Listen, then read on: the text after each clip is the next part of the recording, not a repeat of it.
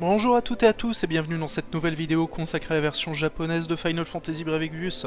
Aujourd'hui on va se concentrer sur la bannière et le dernier event FFBE qui est arrivé le 11 janvier dernier.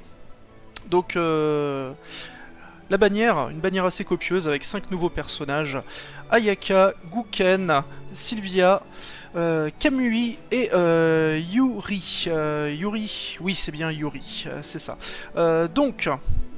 Avant même de parler des personnages, je vais d'abord rapidement montrer comment fonctionne le nouvel event, donc qui se trouve comme habituellement dans le Vortex, sauf que son déroulement est assez différent des fois précédentes où un event FFBE était arrivé en même temps qu'une nouvelle vague d'upgrade pour les compétences de certains personnages.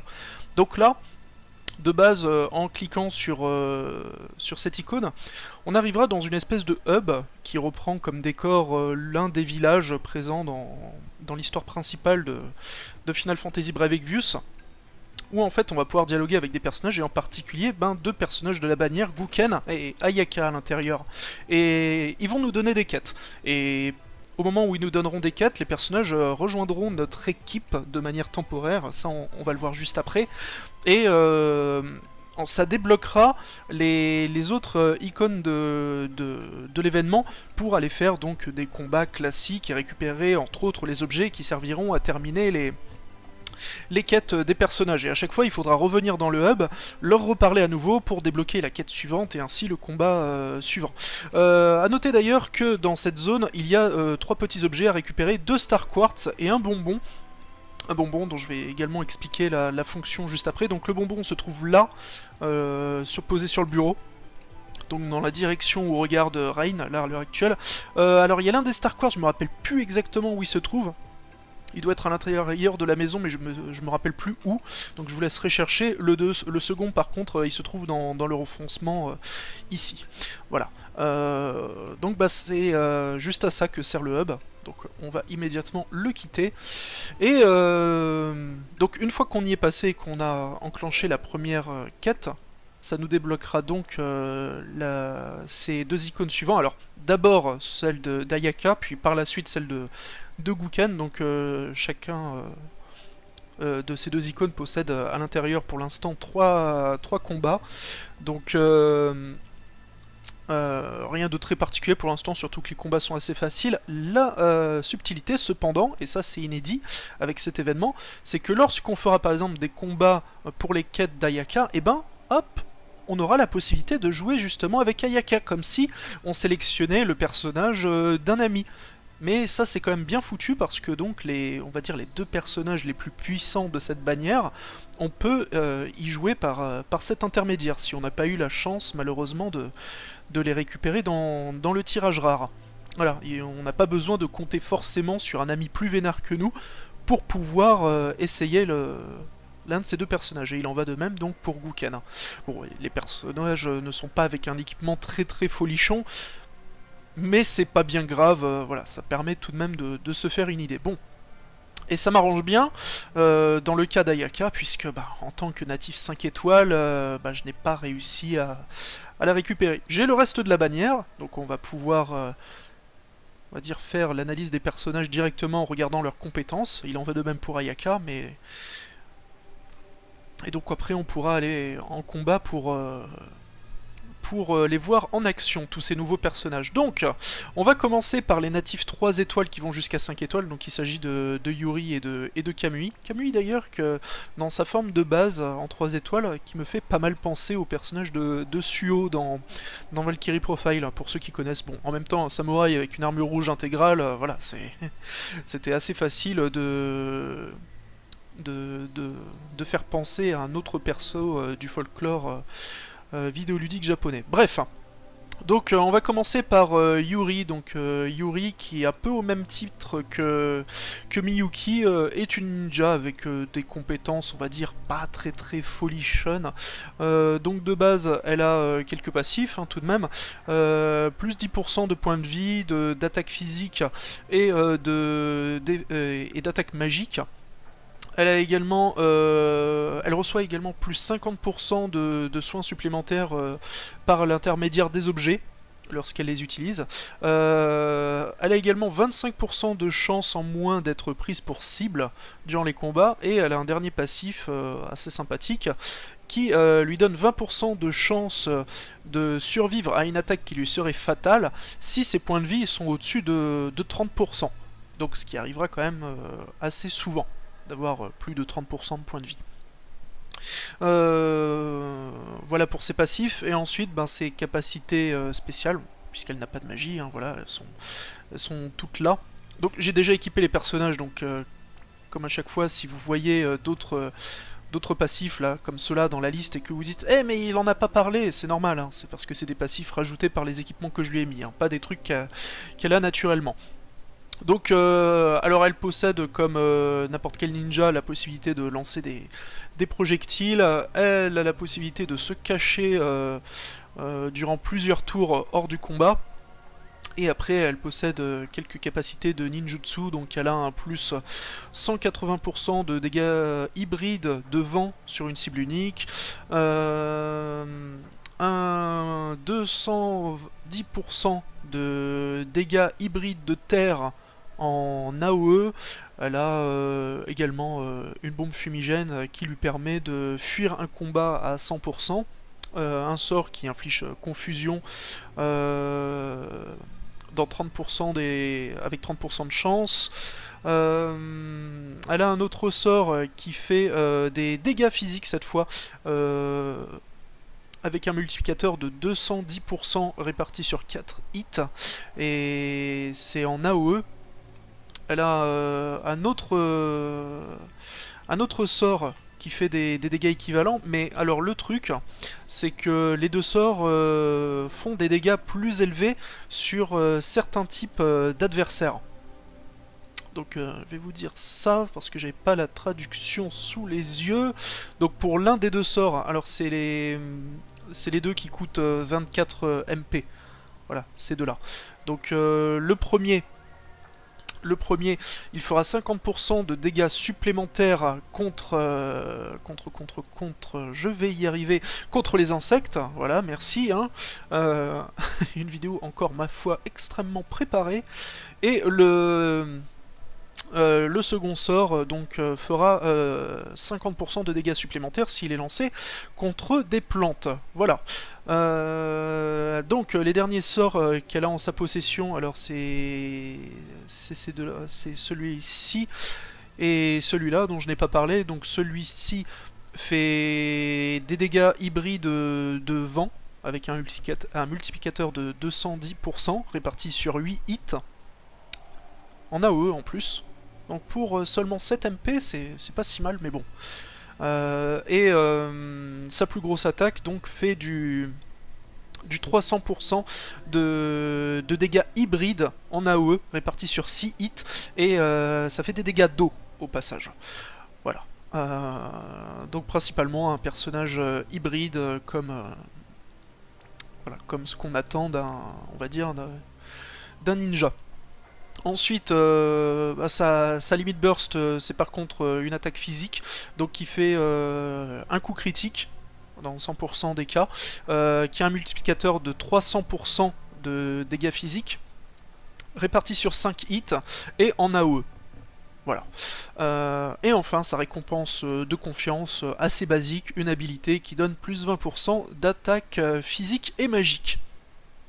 Voilà donc pour Yuri. Ensuite, nous avons Kamui. Donc Kamui, qui est aussi natif 3 étoiles, qui va jusqu'à 5 étoiles. Bah tiens, tant qu'on y est, on va directement parler de sa limit burst et de sa récompense de confiance, tant qu'on est sur cette page. Alors sa récompense de confiance, c'est ni plus ni moins que le meilleur katana à l'heure actuelle, présent sur le jeu. Un katana avec 120 d'attaque physique et qui fait des dégâts de feu. Voilà, et pour sa limit burst, donc ça fait 500% de dégâts physiques sur une cible, répartis sur 4 hits, et ça fait également des dégâts de feu. Et ça a 60% de chance de tuer d'un coup l'adversaire touché par sa limit burst. Voilà, même si évidemment ce genre d'attaque ne concerne que des ennemis de base, et bien entendu on ne peut pas one-shot de très gros boss comme ceci. Donc ensuite, c'est le néant absolu au niveau de ses magies, donc allons directement sur la fiche de ses capacités spéciales et de ses passifs. Donc les passifs déjà, il a un plus 10% d'attaque physique, un plus 10% de défense physique, un autre plus 10% de défense magique, et puis c'est à peu près tout. Voilà voilà. Pour un attaquant, enfin plus ou moins un attaquant physique, il a pas énormément de passifs d'attaque. C'est un peu déplaisant. Tant pis, hein, c'est pas très grave. Hein, dans la mesure où c'est de base de toute façon pas un personnage très intéressant par son statut de 5 étoiles maximum. Mais donc, ses autres capacités. Donc il possède une capacité qui coûte 0 MP, qui lui consomme par contre 30% de ses points de vie et qui fait 150% de dégâts de feu répartis sur site et en AOE. Des dégâts de feu en physique, hein, je le précise. Ensuite, il a plusieurs attaques un peu type samouraï, donc il a une attaque qui a 30% de chance de tuer un adversaire. Il a une attaque qui fait 80% de dégâts physiques et qui a 30% de chance de paralyser. Une autre attaque qui fait 110% de dégâts physiques et qui retire les buffs et les debuffs d'une cible. Il a ensuite une attaque qui fait 150% de dégâts physiques en AOE, mais qui met un tour pour être lancé. En fait, on va faire l'attaque, il va rien se passer, au tour suivant, on va pouvoir réagir, mais en même temps, voilà, l'attaque se lancera. Il a ensuite une attaque qui fait 300% de dégâts physiques en AOE, mais qui cette fois mettra 2 tours pour être lancé. Et ensuite, il a un 100% de dégâts physiques en AOE, qui met un tour pour être lancé, et qui diminue de 50% la résistance au feu. Voilà. Et enfin, il possède un dernier sort, assez original celui-ci, qui coûte tout de même 99 MP, qui lui retirera également 99% de ses points de vie, mais qui par contre fera 900% de dégâts physiques en AOE. Donc ça frappe plutôt fort, mais le coût pour lancer ce sort est sacrément élevé. Mais c'est assez rigolo comme concept, surtout que le visuel du sort est plutôt pas mal, je vous le montrerai. Ensuite, on va passer à Sylvia. Donc Sylvia qui est un attaquant, enfin une attaquante, pardon, hybride. Donc pour sa limit burst et sa récompense de confiance, alors sa récompense de confiance, c'est une épée qui donne 100 d'attaque physique et 84 d'attaque magique. C'est plutôt une bonne récompense de confiance. Alors, bon, pour des attaquants physiques, c'est pas foufou, mais pour des personnages hybrides et des attaquants magiques, pardon, capables d'équiper des épées, eh ben c'est pas mal, hein. C'est quand même une épée qui a 84 d'attaque magique. Donc pour des persos comme Ash par exemple, qui ont besoin d'être équipés d'une épée pour maximiser leurs stats, c'est cool.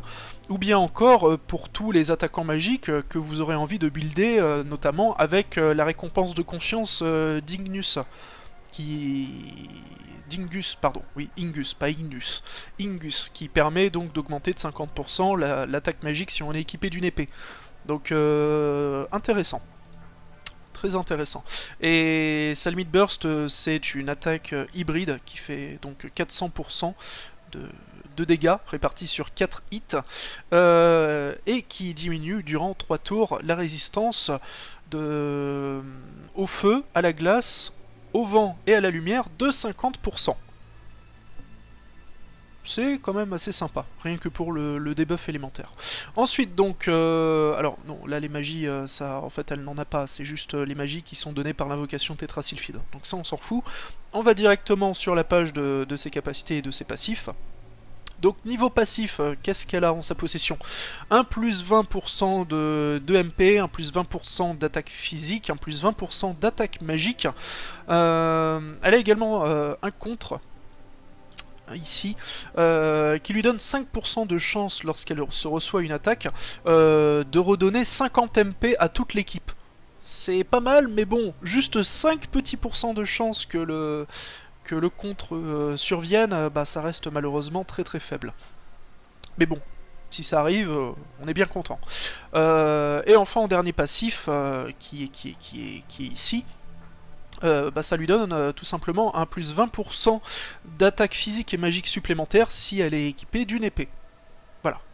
Donc au total, 40% d'attaque physique et magique, avec les bons équipements, bah, totalement le type de passif que l'on peut imaginer pour un attaquant hybride, même si voilà, que ce soit sur une stat ou sur l'autre, on pourra jamais atteindre des sommes vraiment très très folles. Donc ensuite, qu'est-ce qu'elle possède comme capacité offensive ou de soutien? Alors déjà des sorts d'altération d'état, donc à chaque fois qui font 180% de dégâts hybrides sur une cible, et donc il y a l'un des sorts qui a 30% de chance d'infliger silence, un autre sort qui a 30% de chance d'infliger sommeil, et un dernier qui a 30% de chance d'infliger obscurité. Ou aveuglement, si vous préférez. Voilà, oui, plutôt ça. Aveuglement. Ensuite, le personnage possède Osmos Blade, donc pour absorber des MP à une cible. Au niveau de ses autres capacités un peu de soutien, il y a un sort qui coûte 38 MP et qui immunise durant 3 tours l'intégralité de l'équipe au debuff de statut. Donc ça peut servir pour certains combats. Et cet autre sort qui coûte 13 MP et qui immunise durant 3 tours l'intégralité de l'équipe à l'altération d'état stop. Voilà, c'est toujours bien hein, de survivre face à stop, surtout en PVP. Hein. On ne le sait que trop bien. Ensuite, elle a tout un panel d'attaques élémentaires hybrides. Donc à chaque fois sur le même principe. Donc elle a 4 sorts. 4 sorts sur cible unique qui font 270% de dégâts hybrides. Donc pour du feu, du vent, de la glace et de la lumière. Voilà, donc qui coûte... Donc pour le feu, la glace et le vent 14 MP, et pour l'attaque de lumière, là par contre ça coûte 29 MP. Mais si ça coûte 29 MP aussi parce que c'est le seul sort qui fait un peu plus de dégâts. En fait, c'est au lieu de faire 270% de dégâts hybrides, c'est 460% de dégâts hybrides, donc c'est un peu mieux. Par contre, ensuite, elle possède 4 autres sorts élémentaires, pareil, donc de feu, de glace, de vent et de lumière, tous coûtant 45 MP, faisant 400% de dégâts hybrides en AOE, répartis sur 4 hits, et qui a en plus, un peu de la même manière que Onion Knight, la particularité de buffer toute l'équipe en résistance élémentaire. Alors que Onion Knight, lui, il buffait l'élément opposé. Par exemple, s'il faisait une attaque de vent, ça buffait l'équipe avec une résistance à la terre. Là, ça buffe le même élément que l'attaque. Donc là, en lançant cette attaque de feu, ça boostera en même temps de 70% la résistance au feu de toute l'équipe. Là la glace, là le vent, et là la lumière. Vous avez compris le principe. Donc ça c'est quand même plutôt pas mal pour à la fois faire des dégâts et en même temps faire du soutien. Surtout qu'il n'y a pas tant de personnages que ça, il me semble, qui sont capables d'augmenter autant la résistance à la lumière pour toute l'équipe. 70% c'est quand même pas mal. Même si pour l'instant il n'y a pas réellement d'adversaires qui vous obligeront à augmenter votre résistance à la lumière, mais qui sait, à l'avenir ça pourrait arriver, donc avoir une Sylvia de côté, ça peut avoir du sens. Et enfin elle possède une dernière attaque qui fait 600% de dégâts hybrides sur une cible unique, et qui coûte donc 45 MP. Voilà pour le personnage. Bon, c'est un perso hybride, donc dans tous les cas, voilà, au niveau des stats, c'est pas la fête du slip. Bon là j'ai essayé de l'équilibrer, 500 sur les deux stats. Je reste toujours un tout petit peu sceptique sur l'efficacité des dégâts hybrides, même si j'ai vu entre temps des vidéos, notamment avec Ayate, qui prouvent que les dégâts hybrides bien utilisés peuvent être réellement forts. Donc le personnage n'est, je pense, clairement pas à jeter. De toute façon, rien que par ses petites capacités de soutien, elle a de l'intérêt. Mais évidemment, ce n'est pas à la hauteur des plus gros attaquants physiques du jeu. Cela va de soi. Mais le personnage est loin d'être inutile. Ensuite, Gouken. Gouken, eh bien, c'est un personnage assez original. Alors, on va déjà passer sur sa récompense de confiance et sa limite burst. Donc, sa récompense de confiance, c'est un habit qui donne 20 d'attaque physique, 32 de défense physique, et qui augmente les MP de 20%. Bon, personnellement, je trouve pas ça très fou. C'est un peu mieux que certains équipements légers, on va dire, qu'on peut obtenir gratuitement, mais qui donnent, la plupart du temps, 10 points d'attaque physique supplémentaire. Là, ça va juste être 10 petits points d'attaque physique supplémentaire par rapport à d'autres équipements. En faire une cible prioritaire de farm de TM, je pense pas. C'est pas pour moi une récompense de confiance très intéressante. Ensuite, sa limite burst, ça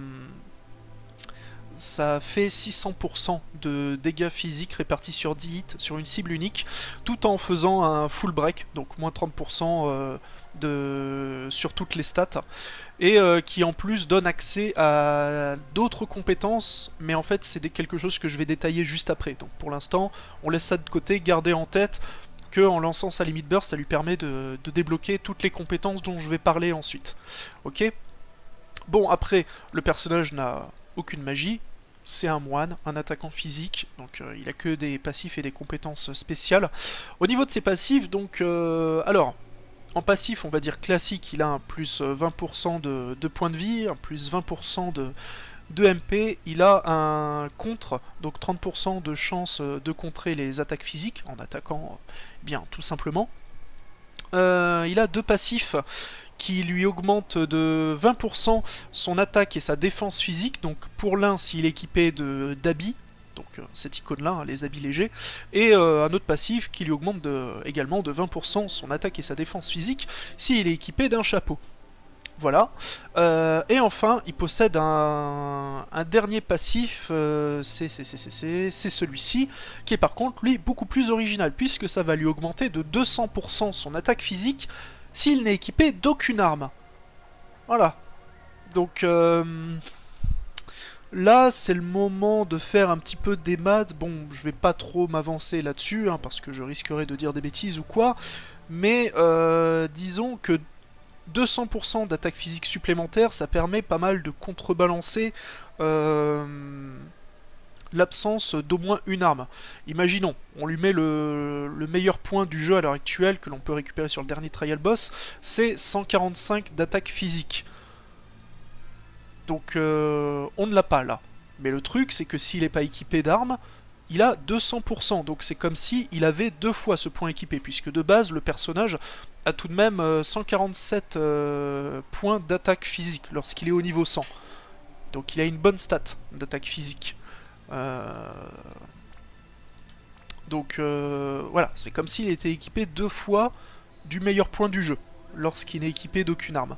Le seul truc qui est problématique, c'est qu'à cause d'un tel passif, il ne peut pas bénéficier d'ambidextrie.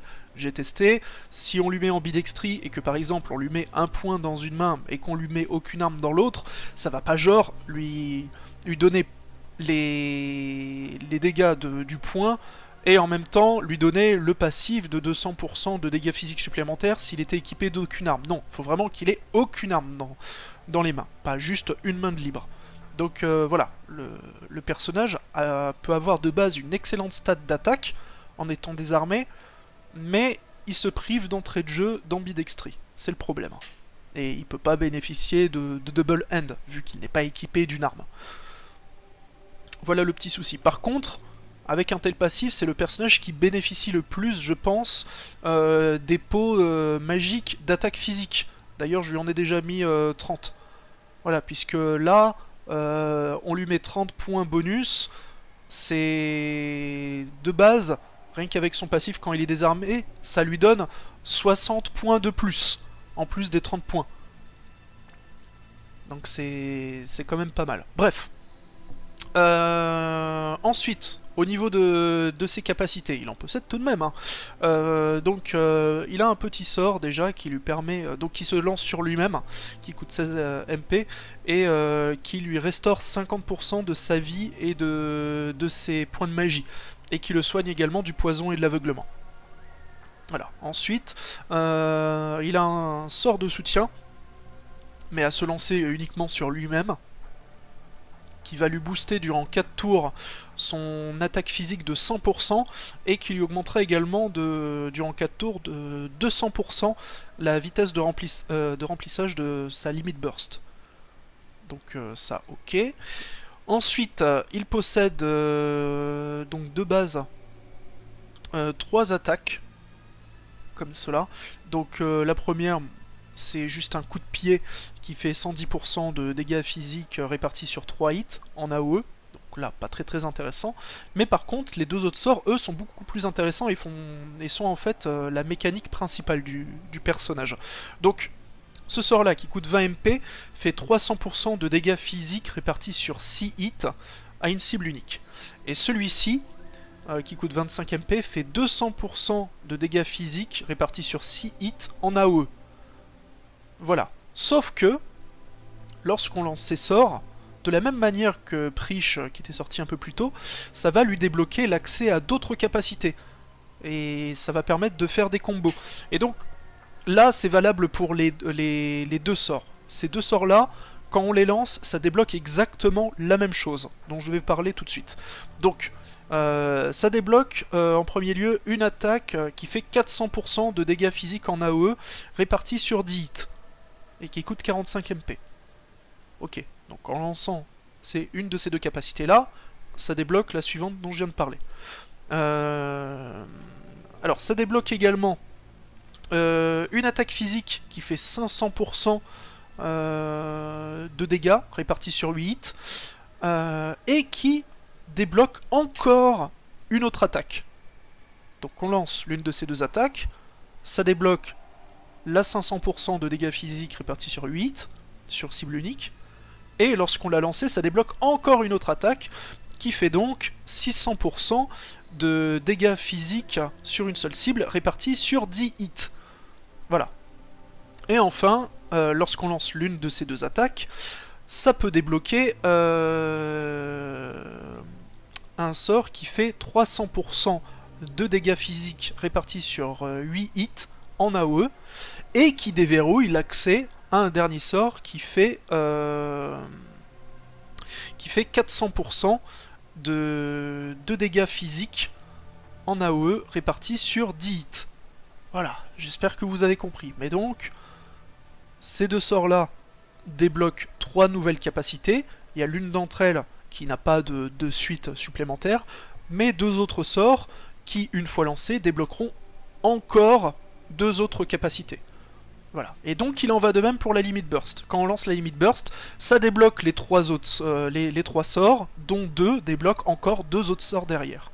J'espère que vous avez suivi, que j'ai pas trop été confus dans mes explications. Bref, voilà pour Gouken. Et maintenant, Ayaka. Donc merci le jeu de me proposer le personnage comme ça en essai gratuit. On va dire donc la native à 5 étoiles qui va jusqu'à 6 étoiles. Et là on est en présence de tout simplement le meilleur soigneur du jeu. Et oui, Ayaka réussit à détrôner la 6ème étoile de Tilis. Il fallait bien que ça arrive un moment ou un autre, et là, elle la bouscule de fort belle manière. Donc on va commencer par les passifs du personnage. Elle a un plus 20% de points de vie, un plus 30% de points de magie, un plus 30% de défense magique. Elle a également auto-refresh, donc plus 5% de MP à chaque tour. Est-ce qu'elle a encore autre chose comme passif? Si on descend plus bas... Oui, alors elle a ce passif-là qui lui augmente de 50% sa défense magique si elle est équipée d'un bâton. Et elle a également 2 autres passifs. Donc le premier qui l'immunise au stop. Donc ça c'est assez inédit et très très appréciable. Et cet autre passif pardon, qui l'immunise au silence, à la paralysie, à la confusion et à la pétrification. Quasiment l'intégralité des altérations d'état chiantes pour un soigneur. Voilà, il y a juste le sommeil face auquel elle n'est pas immunisée, mais c'est quand même déjà vachement puissant. Ah oui, et puis en dernier passif, elle a ça diminue de 75% les chances d'être prise pour cible. 75%. C'est quand même vraiment pas mal du tout. Bah on va rester dans la liste de ses capacités et citer le reste. Donc elle possède Dual White Magic, donc la possibilité de lancer 2 magies blanches au cours du même tour. Donc ça c'est pas mal parce qu'elle a, comme vous voyez là, un panel de magies blanches assez développé.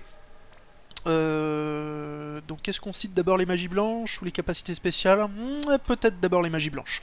Allez, donc qu'est-ce qu'elle a comme magie blanche? Donc elle a des trucs assez classiques, la possibilité de scanner une cible, elle a Curaga, elle a Curaja, elle a un Izuna en AOE, donc qui soigne le poison, l'aveuglement, le sommeil, le silence, la paralysie et la confusion. Elle possède également Dispelga, donc qui retire sur l'intégralité des adversaires tous les buffs ou les debuffs qu'ils avaient sur eux. Elle possède Airez, donc qui ressuscite une cible avec 100% de ses points de vie. Elle possède également Auréole, et ça c'est inédit, cette fois ce n'est pas une capacité spéciale, c'est bien une magie blanche, donc qui une fois lancée sur une cible, lui permet durant 3 tours, s'il venait à mourir, de ressusciter immédiatement avec 80% de ses points de vie. Donc ça c'est très intéressant parce que ça veut dire que comme elle possède Dual White Magic, elle peut lancer 2 auréoles durant le même tour. C'est quand même plutôt pas mal. Ah oui tiens, elle avait ce petit sort...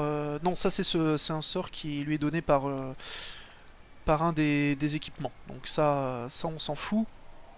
Non, et elle possède un dernier sort de soin, Curada. En fait, c'est un nouveau niveau de sort de soin après Cure, Cura, Curaga et Curaja. Voilà le 5e niveau de sort de soin, Curada, donc qui coûte 30 MP et qui remet un montant assez phénoménal de points de vie sur l'intégralité de l'équipe. Là, en étant équipé de la manière dont que nous proposent les développeurs, comme ceci, avec environ 400 de défense magique, le personnage en lançant Curada remet à peu près 6000 points de vie à toute l'équipe. C'est vraiment très très violent. Et, comme c'est une magie blanche, on peut la lancer 2 fois durant le même tour. Donc, pendant très longtemps, on pourra soigner l'intégralité des points de vie d'une équipe. Même ceux qui ont le plus gros panel de points de vie. Et donc ensuite, elle possède quelques capacités spéciales. Donc des sorts de soutien, elle possède un sort qui augmente de 45% l'attaque et la défense physique durant 5 tours pour toute l'équipe, et un autre sort qui augmente de 45% l'attaque et la défense magique de toute l'équipe durant 5 tours. Voilà pour ces deux-là. Elle possède Méga Phoenix, tout comme Tilis ou Riku par exemple.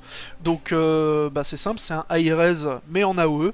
Donc tout le monde, tous les personnages morts ressuscitent avec 100% de leur point de vie. Elle possède un sort de régénération de points de vie qui va remettre environ, on va dire, à peu près 2000 points de vie je pense, à chaque tour durant 3 tours. Peut-être même un peu plus, enfin bref, c'est assez violent.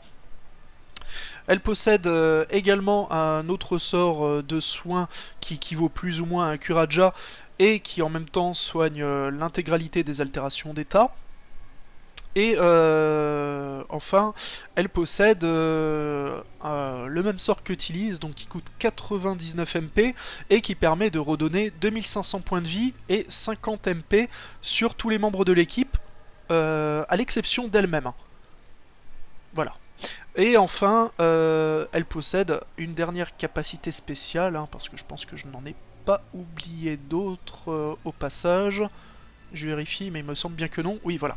C'est cette dernière qui permet tout simplement de soigner l'altération d'état stop pour toute l'équipe. Ah, ça fait plaisir. Ça va devenir notre meilleur ami en PVP, parce que non seulement le personnage est immunisé au stop, mais en plus il peut soigner du stop. Enfin, un perso qui permettra de contrer des choses ignobles comme Amelia ou bien encore Noctis, qui sont capables d'affliger stop à toute une équipe d'un seul coup. Donc c'est cool. C'est très très cool. Par contre, attention, donc, ce sort pour soigner de stop, c'est une capacité spéciale, donc on ne peut pas la lancer avec Dual White Magic. Mais en tout cas, voilà, avec tout ça, le personnage est archi armé pour couvrir l'intégralité des situations et donc être le meilleur soigneur du jeu. Je n'ai pas parlé de sa limit burst et de sa récompense de confiance, hein, j'ai failli oublier, mais même sa limit burst et sa récompense de confiance sont très cool. Donc la Limit Burst soigne de toutes les altérations d'état, fait une résurrection en AOE qui remet 50% des points de vie des personnes ressuscitées.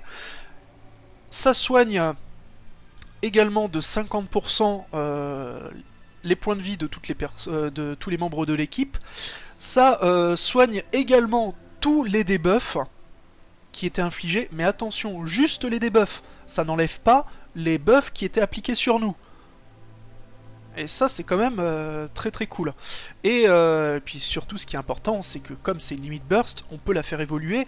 Et une fois au niveau max, eh bien, la résurrection de zone, qui de base ressuscitait avec 50% des points de vie, ressuscitera avec 100% des points de vie. Et le sort de soin qui remettait 50% des points de vie, mettra 100% des points de vie. Donc une excellente limit burst. Et enfin, sa récompense de confiance, c'est une capacité à équiper qui remet à chaque tour environ 2000 points de vie, 10% DMP, et qui donne l'équivalent de 2 cristaux de limit burst à chaque tour. Donc, eh ben... c'est un perso pété, et je pense que pendant très longtemps, ça restera la meilleure, ou tout du moins l'une des meilleures soigneuses du jeu. Bref, voilà pour la description de tous les personnages. Eh bien, allons faire un petit tour en combat pour voir un peu de quoi ils sont capables, n'est-ce pas? C'est parti. Donc, on va commencer avec qui? Bon, je vais faire quelques attaques pour la forme avec Yuki, mais très clairement, ça reste un personnage assez anecdotique. Cela va de soi, on va faire son plus gros sort. Donc, hop. Voilà, c'est pas phénoménal, en même temps, bon, je lui ai pas mis des équipements de fou. On va faire ce sort-là, tiens, avec Kamui, son sort de feu qui lui sacrifie 30% de ses points de vie. L'effet est assez joli, espèce de ténèbres comme ça. Il a perdu de la vie, mon dieu, c'est horrible. Vite, lançons-lui un Kurada, ainsi qu'au reste de l'équipe, pour voir un peu la puissance du sort de soin d'Ayaka. Voilà, nouvel effet. Plus de 6000 points de vie, c'est vraiment violent. Ok, on va faire l'une des capacités de ce cher Gouken, donc on va plutôt faire ça en attaque sur cible unique, donc c'est celle-là. Voilà. Une série de Hadoken dans la tronche, et là ça va lui débloquer ses autres capacités au prochain tour. D'ailleurs pour l'instant on va pas attaquer avec Sylvia.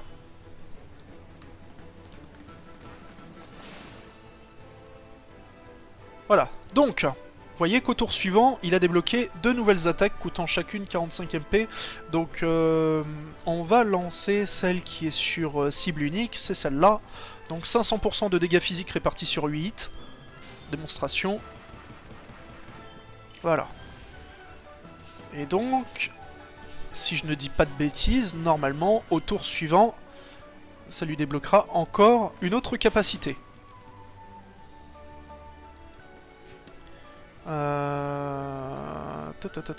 C'est celle-là. Voilà. En fait, qui prend la place de la précédente, et qui donc, cette fois, fait 600% de dégâts physiques répartis sur 10 hits. Avant de le faire, on va se remettre un petit soin. Allez, pour la forme et pour le plaisir, un autre Kurada. C'est vraiment trop puissant. Voilà, tout un tas de patates explosives.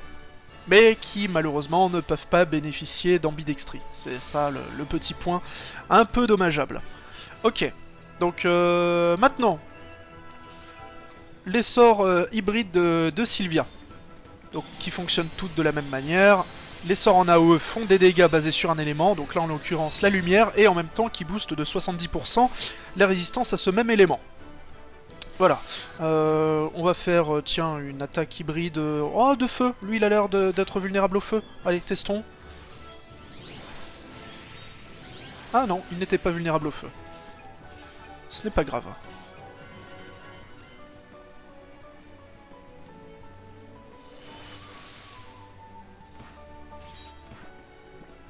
Ah, je lui avais mis un contre à Yuri. Bon, d'accord, peut-être. Soit. Je m'en rappelais même plus. Elle a un contre de base? Je crois pas, non, elle a pas contre de base, donc ça doit être l'un des équipements que je lui ai mis qui lui fait bénéficier de contre-attaque. Alors, qu'est-ce qu'on pourrait bien faire? Ah oui, la plus grosse attaque hybride de Sylvia. Donc il fait 600% de dégâts hybrides. Voilà, petite attaque en croix. Non élémentaire, hein, celle-là par contre. Ensuite, on va tester la plus grosse attaque de Kamui, donc celle qui coûte 99 MP, qui lui fait sacrifier 99% de ses points de vie, mais qui en contrepartie fait 900% de dégâts physiques. J'aime bien l'animation. Le cosmos, je vois la vérité. Et il n'arrive même pas à tuer en plus ce gros nul. Ah là là là là là là. Si c'est pas triste. Allez. On va en terminer avec l'attaque, donc... Bon, c'est sur une cible unique, là, mais... Normalement, c'est une AOE, ça.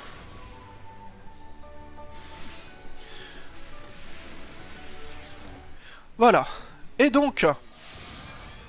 Pour l'instant, le dernier combat des quêtes d'Ayaka contre une hydre, et qui est assez intéressante parce qu'elle fait limite office de tutoriel.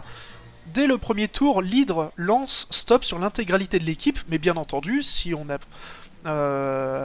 pris la peine de venir avec Ayaka, bah elle est immunisée au stop, ce qui est parfait donc pour tester le sort qui permet de soigner stop sur toute l'équipe. Voilà. Donc ça, je trouve plutôt cool comme principe. À la fois donner l'occasion aux gens de tester un personnage, et en même temps leur expliquer un peu l'une des particularités et l'un des gros attraits du perso. J'aime beaucoup le principe. Ok, bon, on va faire quoi comme attaque? Allez, cette attaque-ci. Et avec Yuri, qu'est-ce qu'on pourrait lui faire? On va lui faire ce sort-là, voilà.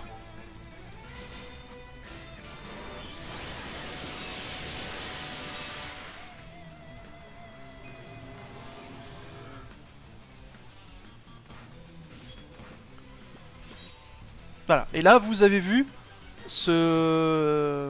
cette action qui est arrivée après et qui a débuffé de 50% la résistance au feu de la cible, c'est l'effet du sort que j'ai lancé avec Kamui. Là le sort à 25 MP, donc qui a mis un tour pour être effectif. On va terminer le boss avec une attaque de feu, hein, puisqu'il est débuffé. Allez, adieu. Voilà. Donc en tout cas, une bannière assez intéressante. Alors, est-ce que ça vaut le coup de dépenser énormément de lapis dessus?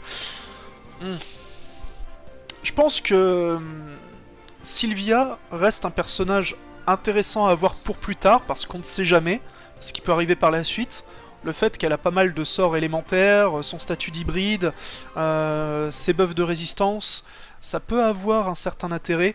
Gouken, c'est un attaquant physique assez correct, dans la mesure où il n'a pas besoin d'avoir beaucoup d'équipement pour atteindre une stat assez élevée d'attaque physique. Donc si vous faites partie des joueurs qui ont commencé il y a peu de temps la version japonaise de Brave Exvius, ça peut valoir le coup de le récupérer, si vous ne possédez pas encore beaucoup d'équipement vous-même de votre côté.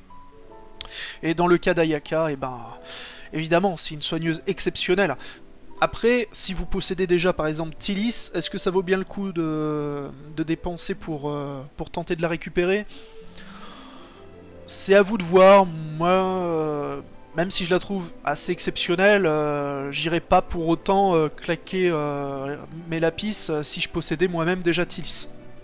Ce qui n'est pas mon cas d'ailleurs, je précise, mais j'ai déjà d'autres soigneurs qui font globalement assez bien le travail. Donc je ne ressens pas vraiment le besoin de l'obtenir là maintenant.